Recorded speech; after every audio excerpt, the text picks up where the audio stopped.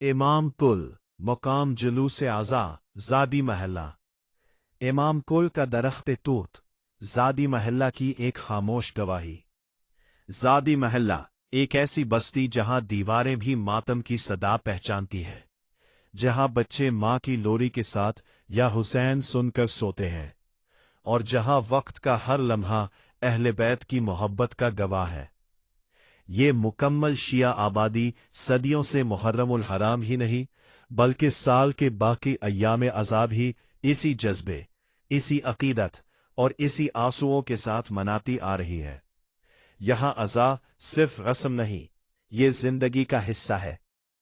इसी ज़ादी महल्ला के किनारे आबादी से जरा हटकर एक तूत का दरख्त खड़ा था। बज़ाहिर वो एक आम दरख्त था, मगर अहले महल्ला के नज़दीक वो एक जिंदा निशानी था।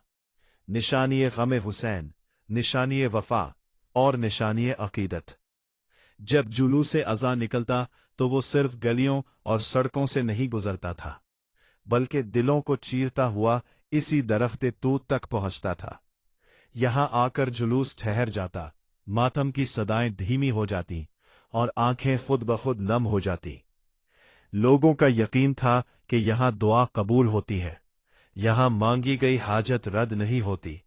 इसी यकीन, इसी मोहब्बत ने इस दरख्त को एक नाम दिया, इमाम कुल। इमाम बारगाह वालों ने इस मुकद्दस दरख्त के पहलू में एक छोटी सी पेटी रख दी। इस पेटी में अकीदतमंद नजरो नियाज नहीं, बल्कि अपने दिल डाले जाते थे। कोई अपनी बीमारी का दुख रखता, कोई औलाद की आस, कोई रिज़्क की तंगी और कोई टूटे हुए दिल का बोझ। बगैर आवाज के, बगैर दिखावे के, सिर्फ आंसुओं और दुआ के साथ। वक्त गुजरता गया, नस्लें बदल गईं, मगर इस दरख्त तूत की हुर्मत कम न हुई। फिर एक दिन ऐसा आया कि वो दरख्त सूख गया। इसके सब्ज पत्ते जर्द हो गए, शाखें खामोश हो गईं, साया कम हो गया, मगर इसकी इज्जत कम न हुई। आज भी ज़ादी महल्ला के लोग इसके पास से गुजरते हैं तो कदम आहिस्ता हो जाते हैं, नजरें झुक जाती हैं।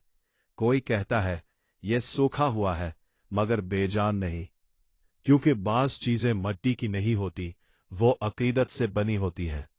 ये दरख्त तूत आज भी खड़ा है, एक खामोश गवाह, एक जिंदा याद और एक ऐलान कि हुसैन से जुड़ी हुई निशानी कभी नहीं मरती।